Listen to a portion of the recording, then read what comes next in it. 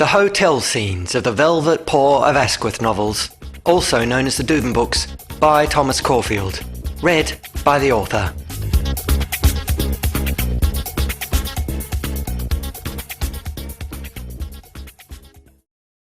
Chapter 1. About the books. Consider a world inhabited with only cats and dogs. A society recognisable as our own, but with its eccentricities being the norm, rather than the exception. A world where the charm of Kenneth Grahame's Wind in the Willows meets the exotic world of Ian Fleming's Bond. A world where Fluffy just got dangerous. These are the Velvet Paw of Asquith novels, also known as the Duvin books. Welcome to the genre of new fable.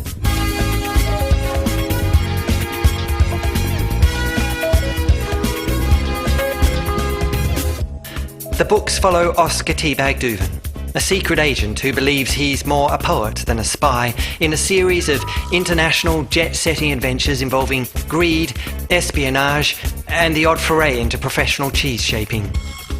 Unfolding with a gratuitousness only possible in a world unrestrained by conventional society, the Velvet Paw of Asquith novels take the word mystery far too literally, and the word intrigue not literally enough. Despite finding training to be brash and clinical with too much shouting and not enough singing, Oscar battles villains while trying to thwart their garish plans. But thwarting isn't easy when unable to do much more than rhyme one lot of words with another. Nevertheless, he succeeds with the help of the characters he meets and a courage that arises the moment he believes it cannot. One of the recurring themes in the Velvet Paw of Asquith novels are their absurd hotel scenes. There are lots of hotels in the Velvet Paw of Asquith novels because their adventures are international and quite tiring. Whether it be irritating concierges, snobby waiters, or patrons hard-pressed to determine whether the dining room's meals are chicken or fish, the hotel scenes have become iconic in the Duvin books. Here then is a collection of such scenes for your digestion. It includes excerpts from the not-yet-released Morrigan trilogy, the 4th, 5th and 6th books, and gives readers a taste of what is yet to come, which is, frankly, even more ridiculous than what occurs in the first 3 books. If you like what follows, then it's recommended that you seek medical help, as you're clearly as confused as the author, who was recently diagnosed with psychoenteritis and locked up in the sort of room that might be best described as a cupboard.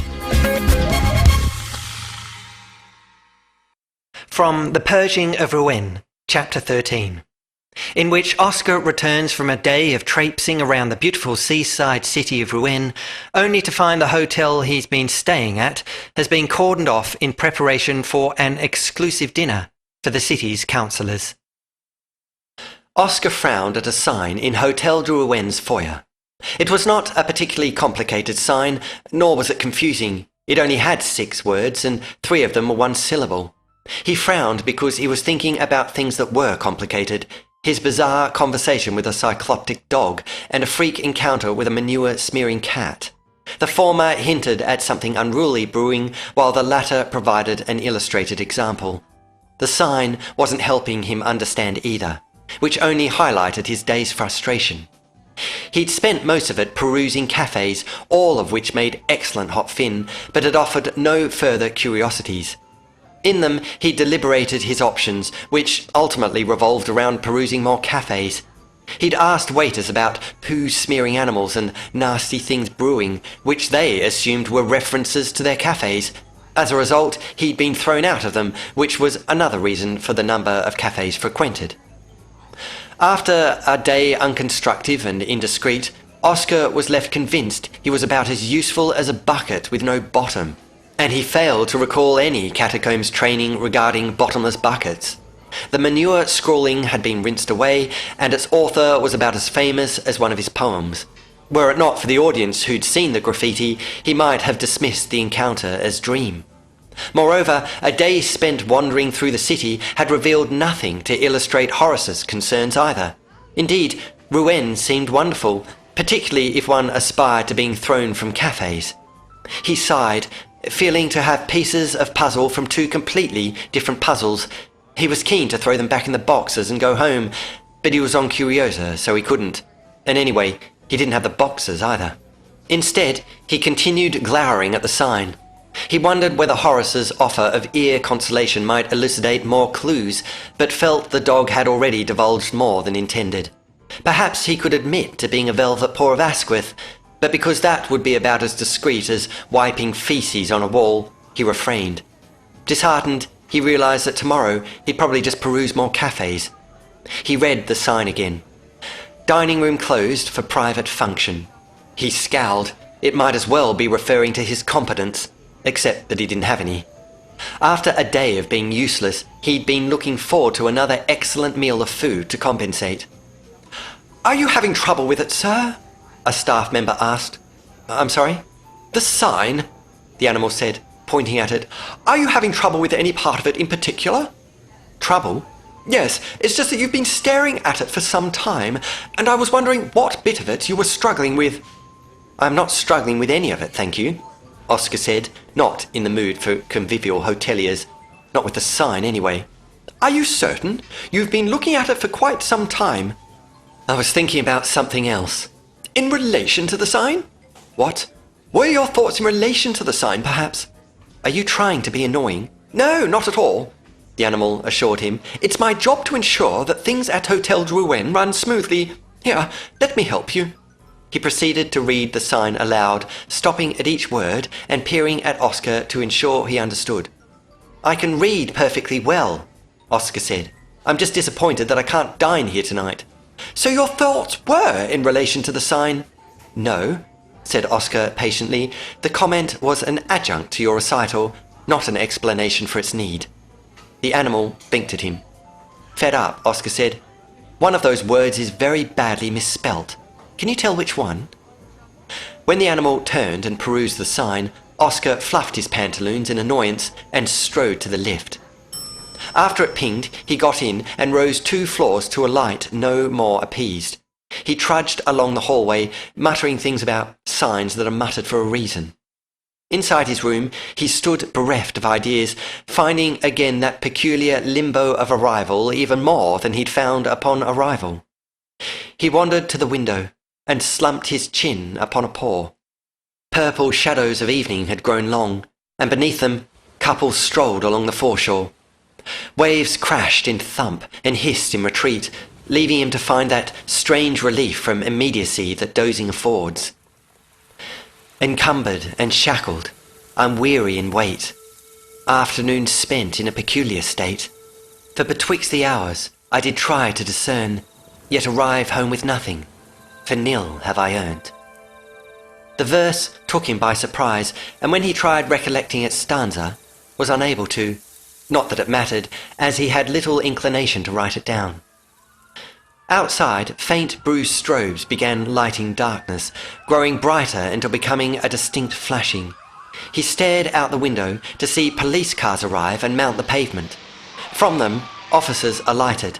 Some hurried to cordon off the street, while others ran around in circles, lapping the vehicles they'd arrived in. It was peculiar behaviour, and he watched intrigued until there was a knock at his door. Opening it, he was greeted by 2 police officers. Both of them stared at the top of his head.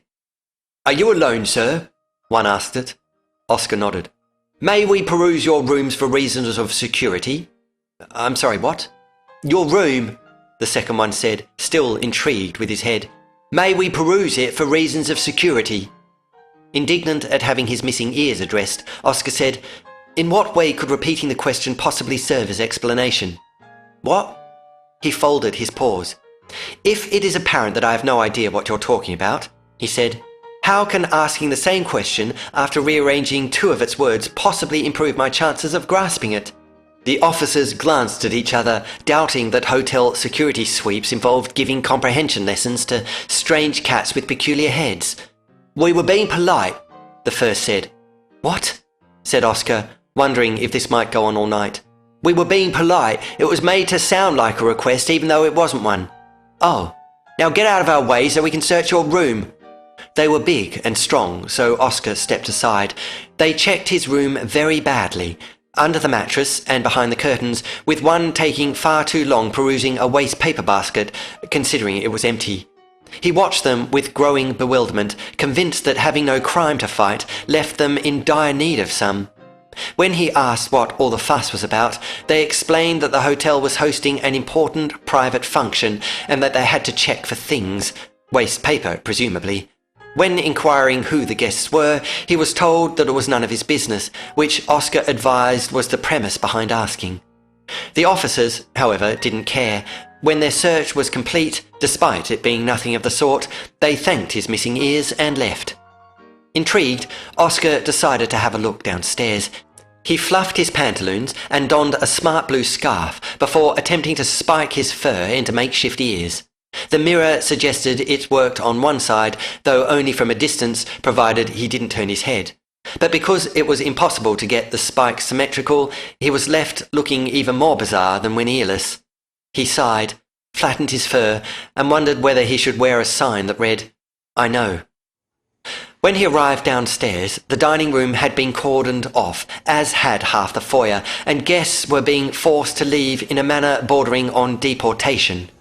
Apart from a cluster of staff leafing through dictionaries beside the sign, the place no longer looked like a hotel foyer and instead resembled one of the early rehearsals for What the Hell Are We Doing? The musical.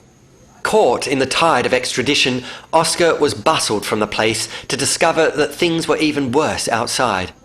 Rather than a coordinated security sweep, it was more an overreaction of astonishing proportions, which left him staring with a sort of clinical disbelief.